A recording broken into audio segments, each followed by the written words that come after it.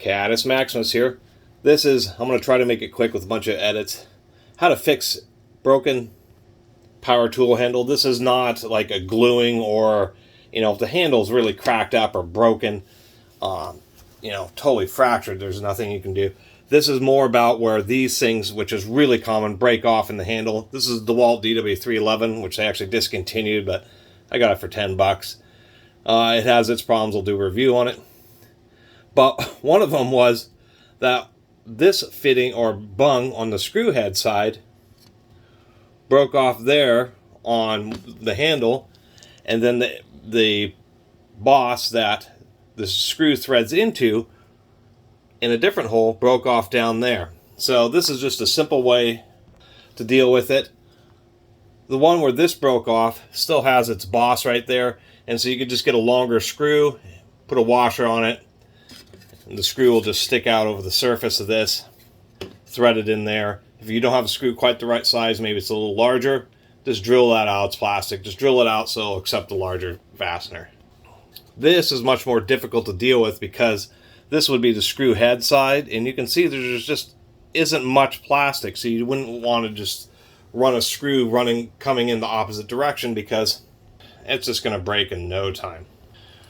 So for me, since this isn't areas where I'm going to grip the handle, my answer is nuts and bolts. The easiest way is like on, this portion here, we can see that a 5/16 or 8mm bolt would be just a nice fit. And so I'm just going to drill it out and just run a nut and bolt.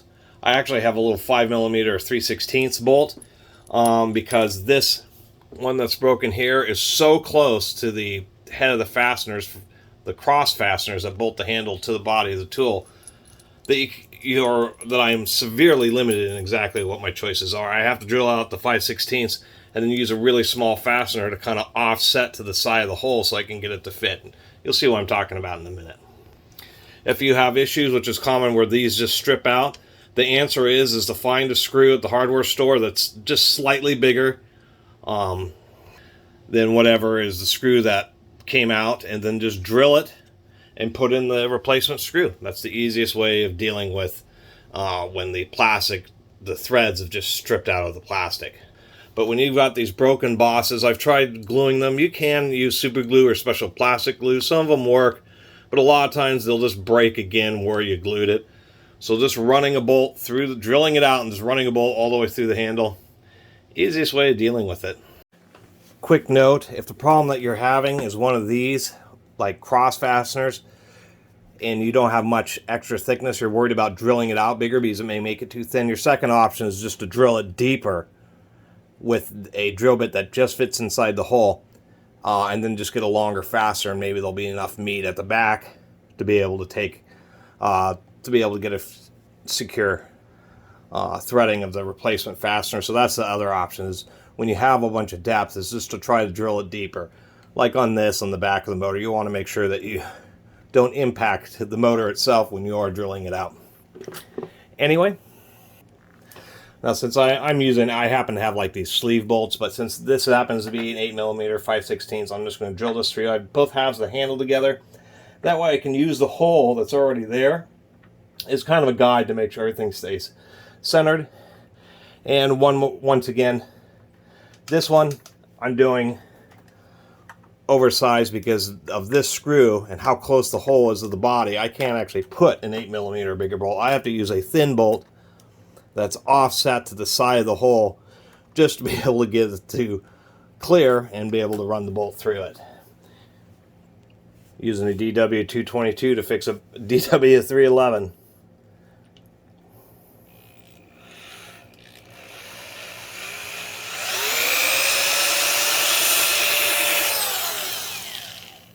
Really just not a problem drilling through plastic. You don't want to use a dull drill bit. You want to use an absolutely just as new as possible. And you can see what happened. It actually shaved right until it was able to release, and kind of interesting shape it made there.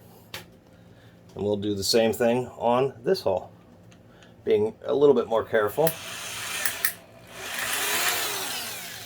And that's all it takes to drill it out. It's nothing.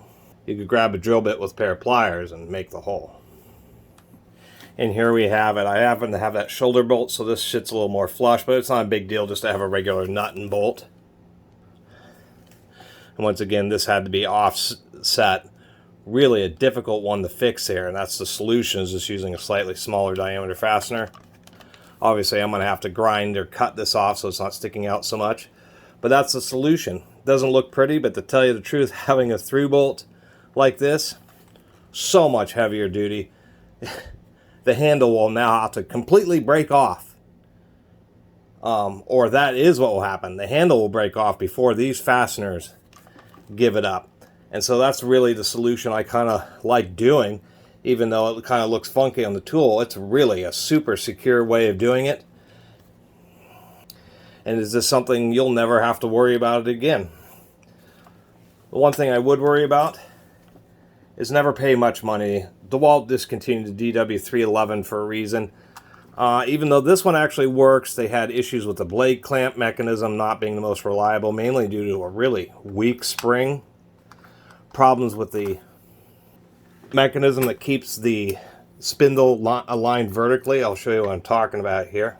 Oh, come on. This still holds onto a blade, but you can see this here. It rotates quite a bit. Reciprocating saws don't make super straight cuts, but having the blades be able to move back and forth like this means it can just wander around like a rudder and be particularly rough cuts. And overall durability, which is unfortunate because apparently, I looked on DeWalt's website, apparently they don't make a corded orbital sawzall anymore. They just basically have given up on making competitive reciprocating saws. They got a few of their brushless ones, but they're all just standard, appear to be standard, not orbiting. None of them, actually not none of them, some of them are counterbalanced. The newer compact one is, and I should mention that the issue with this isn't just that it rotates, it's also that it has a bunch of side-to-side plates. It's supposed to go up and down because it's orbiting, so it goes out and then rocks back and forth, but there's just a ton of play in all the other directions. I've seen a lot of very worn sawzalls, certainly seen plenty of broken sawzalls, but Milwaukee sawzalls seem to hold up a little better than like this DeWalt, which reciprocating saws tend to exterior-wise get very beat up, but they don't have, most times they have very low running hours. They're not like sanders, which you run for long periods of time. So anyway, kind of a shame about this DeWalt, but that's the video about how to deal with the handle, just running through bolts. Pretty simple. Thanks for watching. See you next time.